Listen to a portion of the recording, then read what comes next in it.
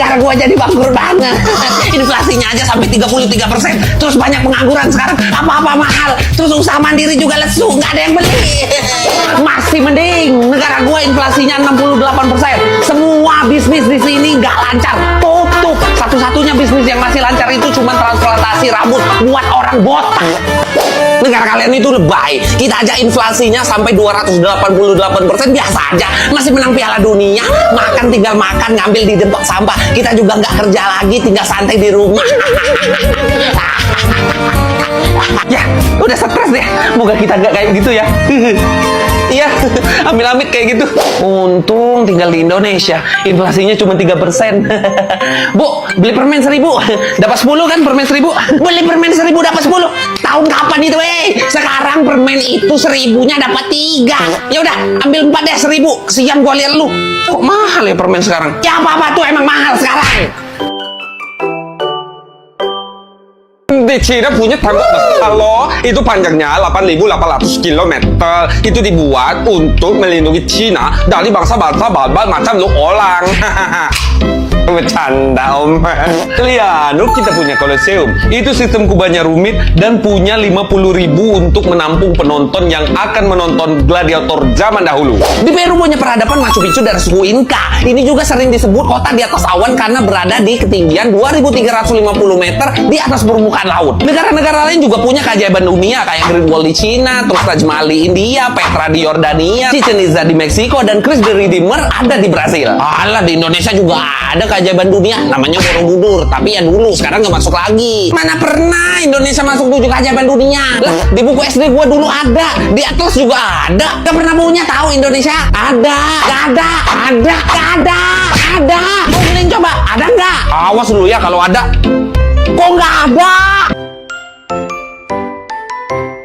Biaya hidup termurah? Ya jelas di Vietnam. Kalian cuma butuh uang 7,8 juta untuk hidup tinggal 1 bulan di sini. Lebih murah di negara gua lah. Kalian cuma butuh uang 7 juta rupiah untuk tinggal 1 bulan di sini. Dan 2,5 juta rupiah per bulannya, kalian udah bisa tinggal di apartemen. 7 jutaan, udah lebih murah di negara gua. Kalian bisa hidup rebahan doang, nggak bangun-bangun lagi dengan duit 6 juta 1 bulan. Udah, jangan ribut. Semua orang juga tahu negara gua yang paling murah. Kalian punya gaji 5 juta rupiah di sini aja, udah bisa nikah, terus beli rumah, beli mobil, beli iPhone. Ya walaupun masih kredit. Tapi itu datanya aja ya. Faktanya kayak saya nih, guru honorer 700.000 bisa hidup kok sebulan. Bahkan lebih rendah dari itu bisa hidup kok. Maka dari itu, tinggal di Indonesia itu enak. Murah. Jadi ini Oe bawa keluarga Oe satu dinasti mau tinggal di Indonesia. Boleh oh. Cek. Nggak boleh tinggal di sini, cek. Acek. PR itu apa ya? Itu loh tugas dari sekolah yang dikerjain di rumah. Oh, tugas dari sekolah. Saking jarangnya kami dapat tugas dari sekolah sampai lupa PR itu apa.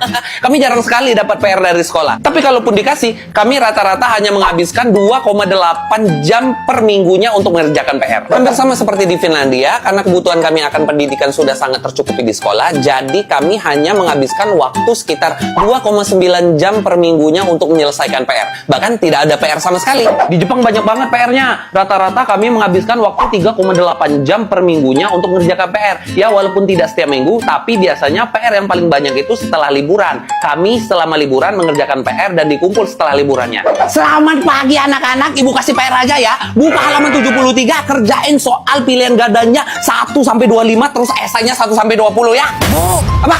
kok PR lagi sih Bu? Nggak dijelasin dulu apa materinya? Jelasin, ibu tuh capek-capek tahu nggak ngajar di depan kelas ngejelasin semuanya, tapi kalian nggak ada yang ngerti. Disuruh nanya nggak ada yang nanya. Jadi kerjain aja PR-nya, minggu depan dikumpul. Ya udah, ibu tinggal dulu kelasnya.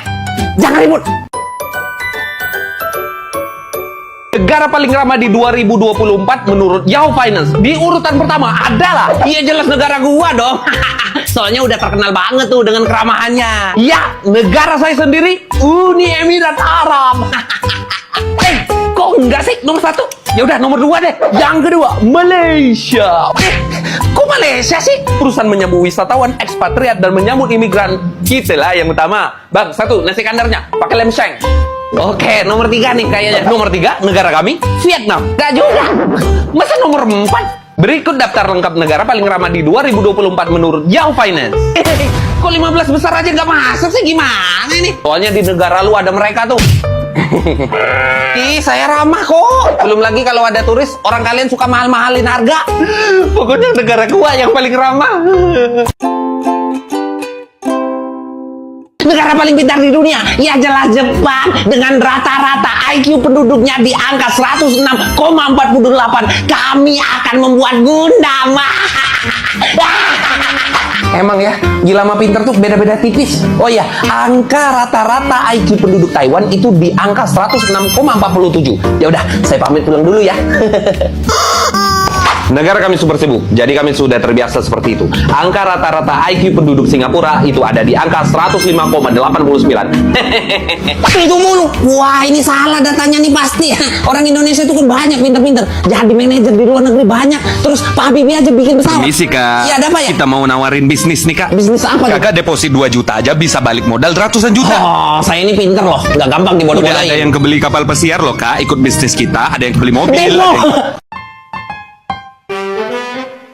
Kalau ngomongin biaya hidup termahal, ya jelas negara kami dong masuk jajarannya. Kalian baru bisa hidup enak di sini kalau punya rata-rata gaji sekitar 5.500 US dollar atau bisa dirupiahkan jadi 88 juta rupiah. Dengan gaji rata-rata 9.500 US dollar atau sekitar 156 juta rupiah, kalian baru bisa hidup enak di Zurich. Sesuai dengan nama kotanya, Zurich. Kalian baru bisa hidup tinggal di New York kalau kalian punya penghasilan sekitar 3.600 US dollar atau sekitar 57 juta rupiah. Itu pun kalian cuma bisa hidup ala kadarnya, seperti saya, guru. Alah, susah bener hidup di luar negeri. Mending di Indonesia aja. Nih, pakai gelas plastik aja udah bisa hidup di Indonesia. Kok bisa? Gimana caranya? Ya ini, bawa ke lampu merah tuh, ngemis. Semua anak rantau udah pada tahu nih kalau Jogja itu biaya hidupnya murah banget. 300 ribuan bisa dapat satu kosan. Terus makan, biaya makan 1 bulan 1 jutaan juga cukup. Emang Jogja doang apa yang murah? Di Solo juga 1 juta aja 1 bulannya itu kamu udah bisa hidup nyaman di sini. Udah, nggak usah ribut. Di Klaten juga murah kok. Soto aja ada yang 1000-an. Tiap daerah itu murah. Asal tahu tempat di mana habisin duitnya. Tapi kok punya kota memang murah sekali. Terus seperti di Papua mahal. Saya jual 1 babi di kampung, bisa hidup 1 tahun di sini. Berarti banyak dong duitnya kalau di sini ya. Ya udah Mas, mending di kampung tuh jualin aja babi-babinya itu. Terus hidup ke sini, nikahin saya gitu. Jokowi boleh, Prabowo boleh, Anies boleh, yang nggak boleh itu rasis. Tapi kok nomor 3 di internet negara mana ya yang jadi negara paling rasis? Ya mungkin karena orang lainnya sering konflik sama minoritas Syiah dan pekerja imigran dari negara berkembang yang datang ke sini. Kalau bicara tentang pekerja imigran, khususnya dari Afrika dan Asia Selatan, mungkin karena kami, negara mana ini sering bayar mereka rendah ketimbang dari negara-negara lain. Makanya negara Ana masuk daftar negara paling rasis nomor 2 di dunia. Sehabis perang karena konflik etnik, makanya negara kami agak susah menerima bangsa lain di negara kami. Maaf ya. Ya ampun, negara kalian ini ya. Di Indonesia mana ada yang rasis? Indonesia itu ya berbeda-beda namun tetap satu gitu. Bu Tuti lagi ngapain? Burik, ini lagi ngobrol sama aba-aba ini loh. Kayaknya makin bahagia nih, Bu. Kelihatan ya? Iya, soalnya makin gendut gitu. Habis liburan juga ya, Bu ya? Kok tahu? Ya tahu dong, soalnya kulitnya itu gosong, hitam, dekil kayak gitu. Liburan ke pantai kan pastinya. Aduh Bu, kapan punya anak? Liburan mulu. CPI udah ngerilis negara yang paling korupsi di dunia. Makin kecil skornya, makin korupsi. Makin gede skornya, makin bersih gitu. Dan negara gue cuma dapat angka di 13, skornya 13. Jadi nomor 3 korupsi paling banyak di dunia. Sama kayak negara gue. Aduh, orangnya sih cakep-cakep ya. Tapi pemerintahnya ya ampun, korupsi mulu. Udah tahu negara udah bangkrut. Udah kalem. Negara gue ini nomor 1, skornya cuma 11. Nyaris 0, nyaris gak ada yang bersih. Aduh, jadi perompak aja ini. Negara gua sih skornya 34. Ya emang masih tinggi sih korupsinya dibanding negara-negara global yang rata-rata skornya 43. Ya tapi wajar lah. Negara ini kan negara jajan Belanda. Ya sifat korupsinya diturunin dari sana. Ingat kultur sel-sel kan? Waktu itu kan Belanda dari noise ya. Pakai nyalain negara gua lu. Orang lu yang dari dulu korupsi. Negara gua mah bersih. Aduh. Sakit menir.